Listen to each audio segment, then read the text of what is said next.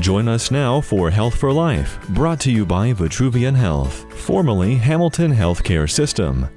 Today we're talking with Blake Nelson, the Director of Hamilton Home Health, and Amanda Horne, the Clinical Administrator of Hamilton Home Health. Thank you for joining us. Thank you for having us. All right. Could you tell our listeners who may not know what is home health care? Sure. Well, at Hamilton, we employ nurses, therapists, specifically physical therapists, occupational therapists, and speech therapists, alongside home health aides and social workers to care for patients that have been referred to us from doctor's offices, hospitals, or rehab facilities. And these patients typically are coming to us and are recovering from really one of three conditions.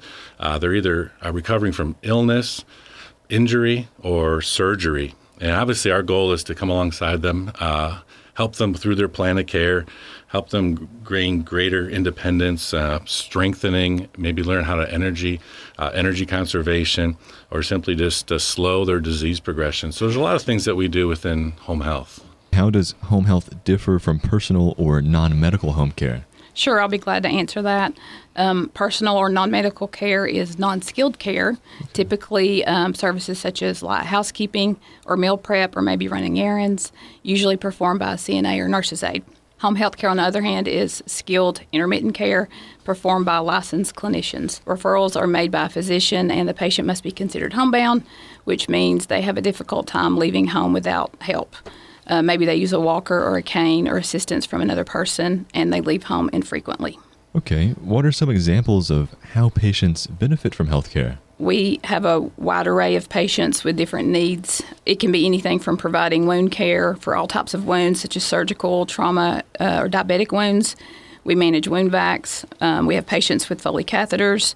We give injections, administer IV therapy, as well as teach patients and caregivers how to do so. Many of our patients are just needing education on new medications, or they have a new diagnosis, like they're a new diabetic, or maybe they've had an exacerbation of a disease. Some patients have more of a need for therapy. Maybe they've had some falls or increased weakness or recent joint replacement. We see stroke patients who are maybe having swallowing or cognitive issues. Each patient is treated as an individual, and they have an individualized plan of care specific to their needs and diagnosis. And of course, we have to follow physician orders. It kind of sounds like you guys cover all around a bunch of stuff. Definitely. How did the pandemic affect home health care?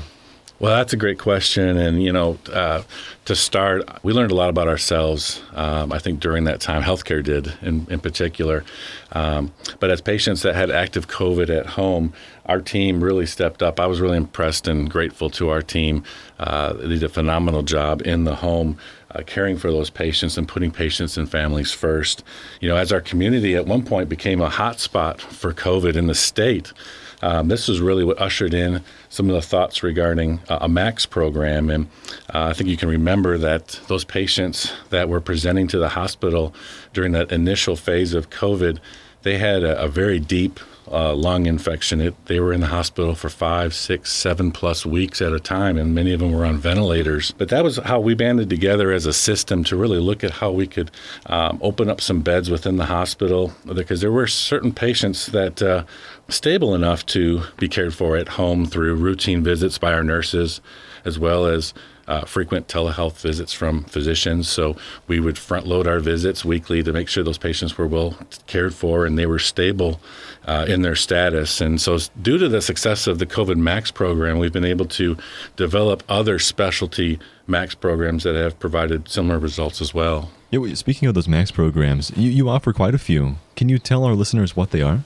We have CHF, COPD, and Diabetes MAX, and those programs were all developed after we discovered the success of the COVID MAX program. The goal is to help those high-risk patients recover and thrive at home, as well as prevent rehospitalizations. The home health team monitors these patients really closely, and we provide in-depth education specific to their needs. We increase our frequencies. We assist with telehealth visits. We ensure that they have follow-up visits with their physician, their PCP, and their specialist, and that they know when those visits are. We make sure they have all their medications and they understand how to take them correctly. It's a team approach between physicians, the hospitalists at Hamilton, their primary care doctors, the pharmacy, case management team, transition of care team. There's a lot of communication that goes on between all of those people and the home health team, and the team approach has proven to be really successful for them. Now, I got to ask this, and we could probably talk about it all day long. What is the vision for Hamilton Home Health? Our vision is to internally focus always on improving quality of care and improving our patient outcomes.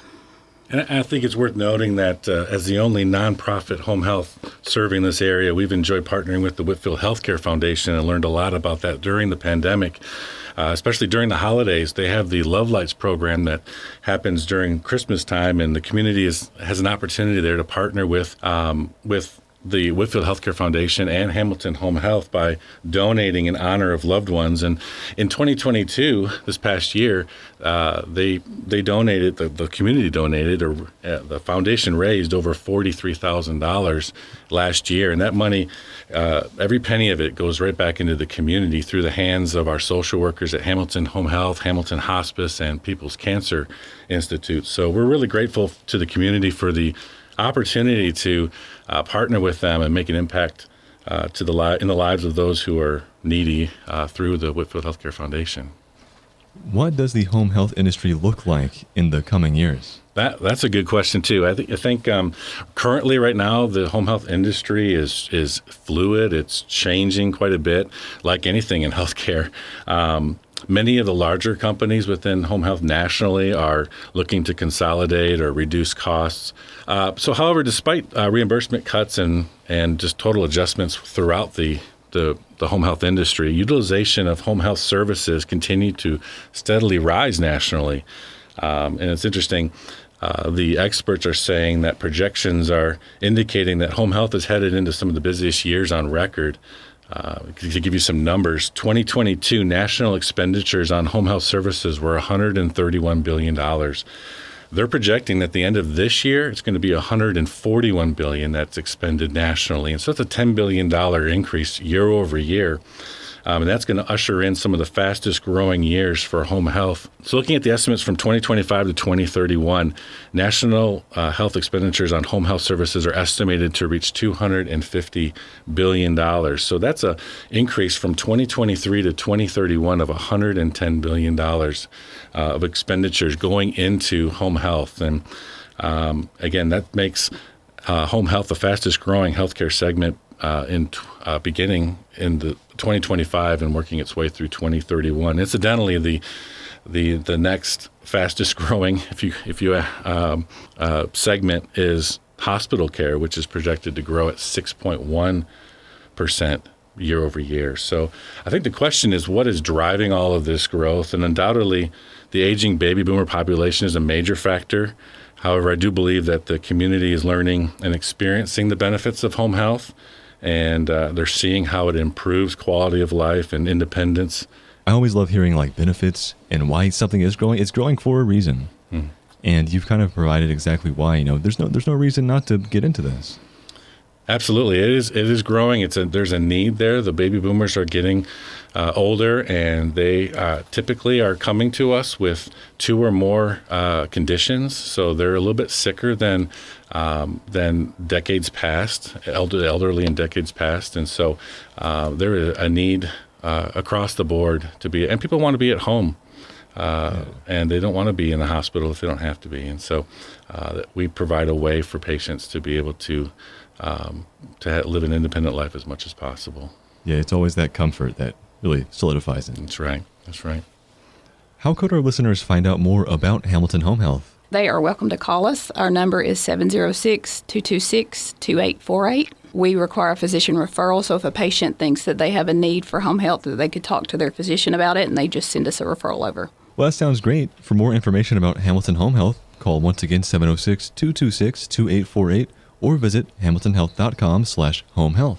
This program in no way seeks to diagnose or treat illness or to replace professional medical care. Please see your healthcare provider if you have a health problem. Thank you for listening to Health for Life, a presentation of Vitruvian Health, formerly Hamilton Healthcare System.